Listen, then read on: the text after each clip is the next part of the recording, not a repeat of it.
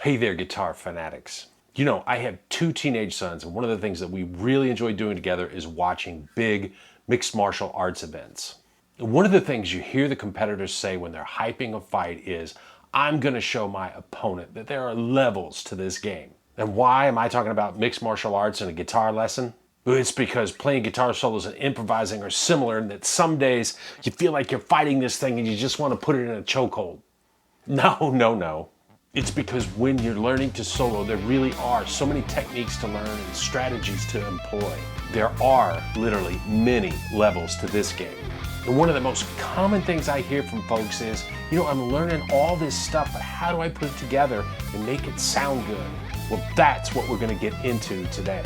We're going to take a simple but interesting little chord progression, and we're going to learn how to apply 5 different levels of soloing strategies that ultimately fit together like a beautiful puzzle. So let's get into it. I want to help you take your guitar solos from blah to awesome. Hey, I've got to ask a favor before we get started though. About 70% of you that watch this video, you aren't subscribed to the channel. Please hit that subscribe button for me. It's a great free way to support the channel. Putting out these videos, it's a lot of work. I also have links to my courses in the description down below if you want to support the channel in that way. Okay, let's rock. Let's get started by taking a look at the chord progression that we're going to talk about soloing over. And this tip, it's a freebie in that it's not one of our 5 strategies per se, but you should always start your solos by doing a little thinking about the chords that you're going to be playing over. It's pretty common for less experienced players to say something like, hey, what key is this in? You say, well, it's in C major. And they just start blazing away with the licks that they know in C. But this little progression has a twist that we're going to have to deal with melodically. But even if it didn't, it's always great to do a little thinking about the chords you're playing over, because we want to make note choices that sound great over each chord and not just string together a bunch of generic licks in C. So this progression, we got a measure of C, we've got a measure of A minor, we've got a measure of F major. And so far, that's the root, the minor 6th chord, and the 4 chord in the key of C major. But we're going to finish with a measure of F minor, which is what we would refer to as the 4 minor in the key of C. And it's not really in the key of C. That F minor is what we would call a borrowed chord from the parallel minor key of C minor. And the reason we're going to have to deal with it melodically is the key of C major, well, it has no sharps or flats. But the key of C minor, it's got 3 flats, E flat, A flat, and B flat. And we're going to have to deal with those. And we can deal with them using our first level strategy. We're going to call that strategy strategic pentatonics. So why do I say strategic? Because even if our knowledge of pentatonic scales was a little sketchy, we could find a way to address all the chords in our progression with one pentatonic shape, if we know how the chords in the pentatonic scale relate to each other well enough. So let's take the first scale that seemingly everybody learns, which is minor pentatonic pattern 1. And we're going to play it at the 5th fret here, so we get A minor pentatonic. But we could also call this C major pentatonic. So this scale, it's got the notes A, C, D, E, and G. And the first chord of the progression, well, it's C major with the notes C, E, and G. So we've got that chord covered. Now the second chord of the progression is A minor, and it's got the notes A, C, and E. So again, we've got those chord tones in the pentatonic scale. But here's something super important. If you want to really sound like you know what you're doing, you have to accentuate the right notes over the different chords. Don't just run the scale pattern. We want our licks over the C chord to sound like C major. So we'd accentuate the C root and E, which is the major 3rd.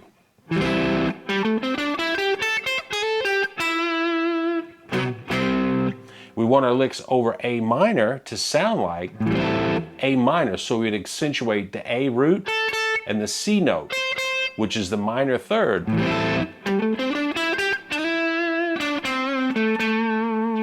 what about F major? Well, it's got the notes F, A, and C. So there's no F in our C major or A minor pentatonic, but we do have A and C. So we can still sound good over that F chord if we're careful to accentuate those two notes, A and C.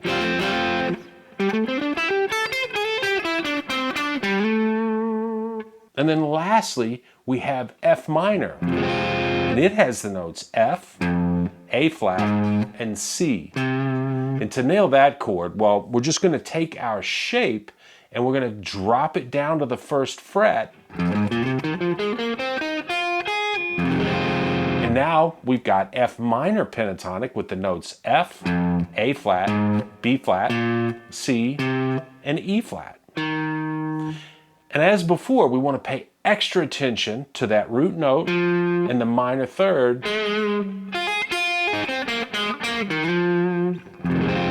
Those notes really bring home the sound of the chord. So we've got one shape, it's played in two positions, and we can easily cover all the important notes of our progression with the exception of one note, and that's the root note of the F major chord. Let me give you two quick ways to deal with that F note, strategies 1B, if you will. And the first one is a nod to the great Dickie Betts of the Allman Brothers, who we just recently lost. Now Dickie would just add the fourth or F to C major pentatonic to get this kind of a sound.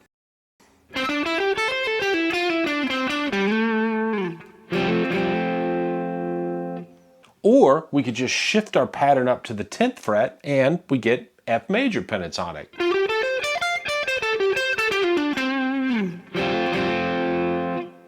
So we have one shape played in three different positions and it covers our chords perfectly. C major and A minor,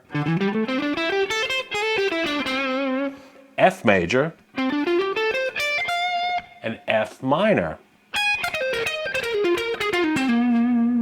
Now ultimately, we want to be fluent with all five shapes of the pentatonics in every key, but I'm really oversimplifying right now just to make a point. So that's pentatonics. Let's check out our second strategy, which is another great way to nail chord tones, and that's the use of triads. Triads are three-note chords that are made up, as applies to this chord progression, a root, a major third, and a fifth for a major triad, a root, a minor third, and a fifth for minor triads. I'm not going to get into triad construction because you probably already know it, and if you don't, there are many, many great videos on YouTube, including this one you might check out. But I do want to make a point of two things. First of all, you need to learn your triads to the point of fluency. And by fluency, I mean getting to the point where you don't have to think about it to be able to play them anywhere on the fretboard. I'm going to run through the chords in the progression. We're going to play the different inversions of those triads on the top three strings. Check this out. So here's C. Here's A minor. Here's F major. Here's F minor.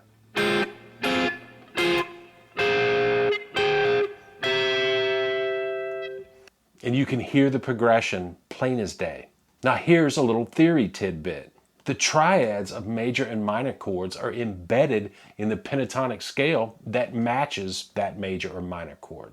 And while theoretically you could hit all the chord tones of those chords by just running through the appropriate scale, sometimes we're looking to make a more simple melodic statement, and triads are great for that purpose. Here's a great way to practice coming up with melodic ideas using triads. You could move around the fretboard to different triad shapes and see what kind of melodic statements you can come up with by just adding some bends to get to a note or two of that triad. For instance, here's a C major triad at the 12th fret, and I could play G, C, E, and there is another G note at the 15th fret. But what if we bend the F at the 13th fret to get to that G note?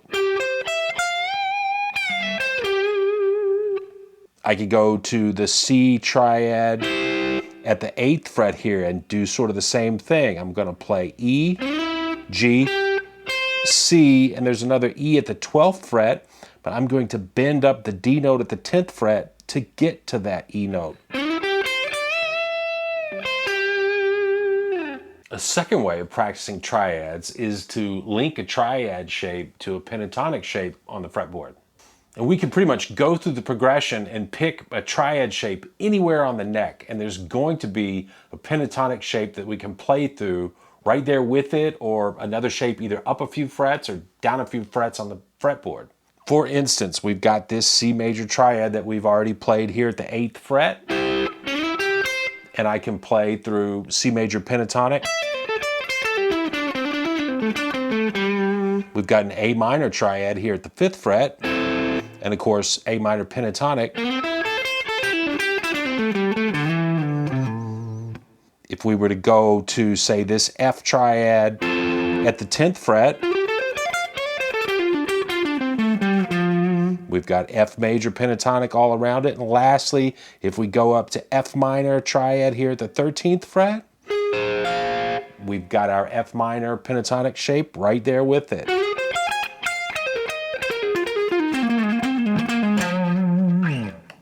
One more way to practice would be to play through the backing track and alternate as the chords change. One chord, play a triad, the next chord, play a pentatonic shape.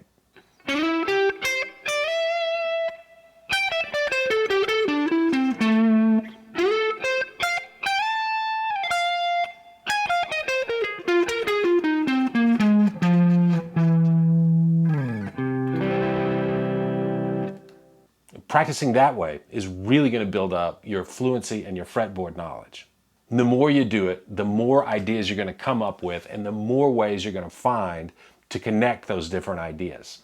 And speaking of connections, that leads us to our next improv tip, and that tip is to focus on the resolutions from chord to chord.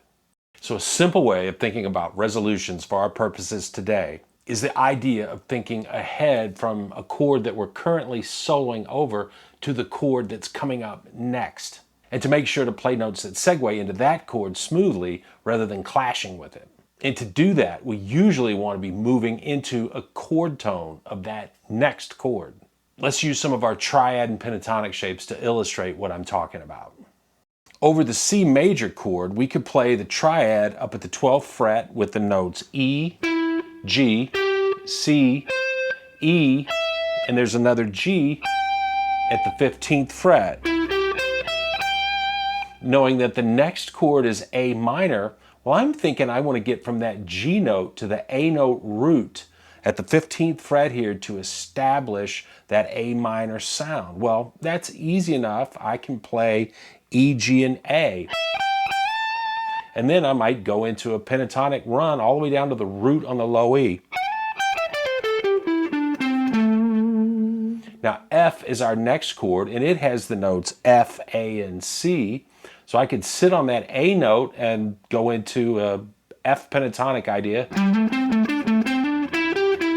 But it might sound even more melodic if I drop down to the E note at the 12th fret and approach the F note from below, and then went into a run. Now, we ended on this F note, and that's the root for both F and F minor. So from there, I'm going to start from that F note, and I'm going to combine two F minor triad shapes, one at the 16th fret and the other at the 13th fret.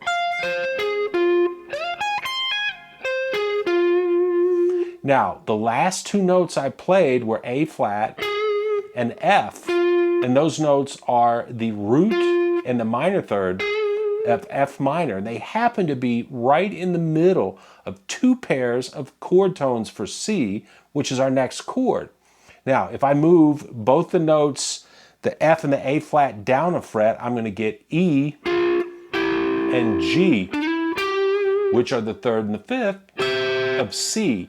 And if I go from our F and A flat, if I go to the 17th fret of both the D and B strings, I'm going to get G and C, which are the 5th and the root of C. So we really want to make this resolution count the most because we're coming off that key change to C minor. And we could go several ways with this one. If I target, for instance, the G note, I could play down to it on the G string by playing B flat, A, and G.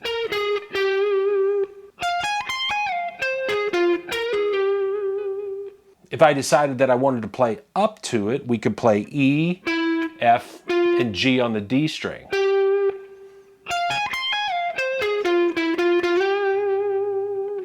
Now how about targeting the E note, the major third of C? We can play down to it with G, F, and E on the D string.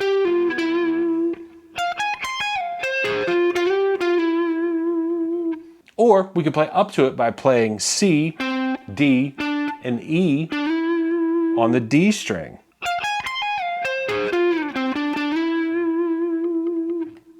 All of those resolutions sound great.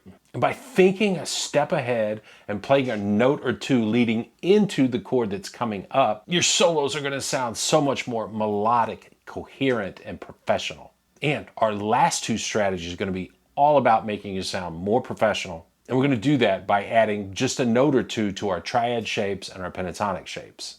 Strategy number 4 involves adding a note to a triad to turn it into something we're going to call a melodic cell. Now we're going to define a melodic cell as a grouping of 4 notes, 3 of which are chord tones, which makes it a natural to connect them to the triads. For instance, with C major, I could play G, C, D, and E, or the 5th, root, 2nd, and 3rd. I could also play C, E, F, and G, and that would be our root, the major 3rd, the 4th, and the 5th. And these little patterns sound fantastic over a C chord.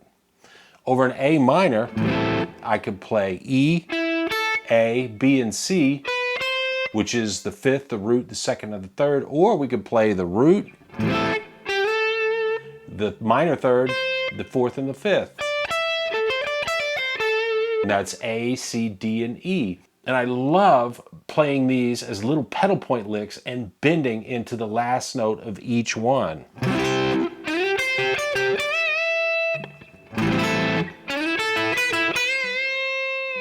We can also repeat them on every other string set, and we can cover a pretty big area on the fretboard. Check out this F minor. And here's C major.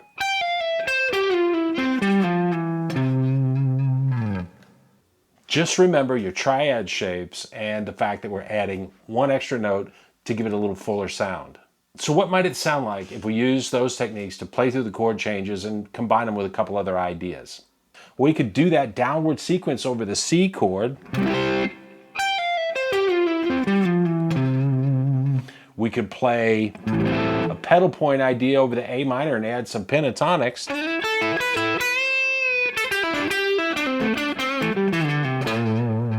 More pentatonics over the F chord.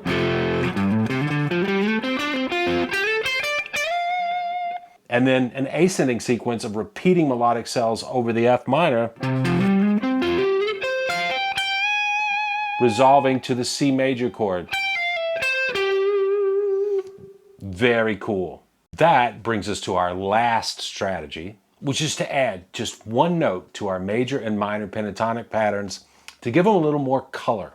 We're going to slip the major 7th into the C and F major pentatonic scales, and we're going to add the 9th to our A minor and F minor pentatonics. So why the major 7th and the 9th? One of the things that makes a guitar solo great is the use of select intervals to create a mood or emotion. Now we could add several different notes into the mix today, but the major 7th and the 9th both create the feeling or the emotion of longing. Those notes can really create something special when they're used well in a solo. Now the amazing Eric Gales slips the major 7th into his fast pentatonic runs and it sounds fantastic. The great Andy Timmons loves to hang on the 9th over a minor chord to create moods in his licks and lines. And think of how haunting the melody of the classic Jeff Beck tune, Goodbye Pork Pie Hat, sounds.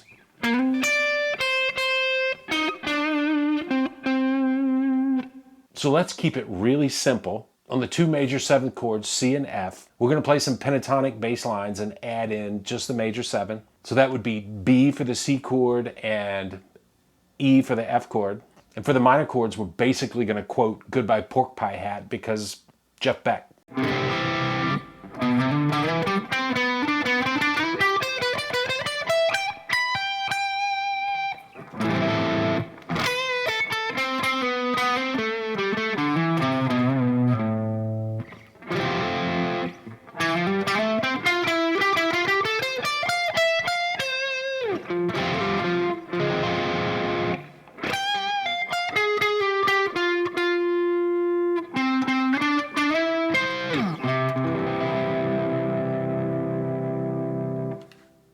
Let's take a couple of passes through the progression over the backing track.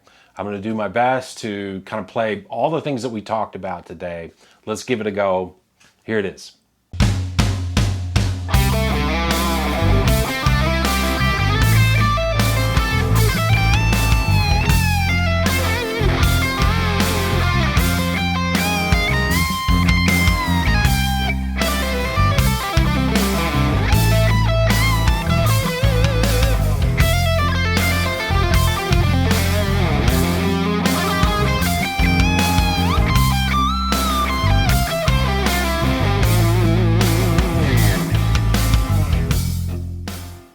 So there are 5 different soloing concepts over a fun little progression. The first thing we should always consider are what chords are in the progression and what notes in those chords are most important to highlight and accent. Notice we didn't really talk about scales other than pentatonics, other than to kind of talk about how some notes in the scales carry more weight sonically than others.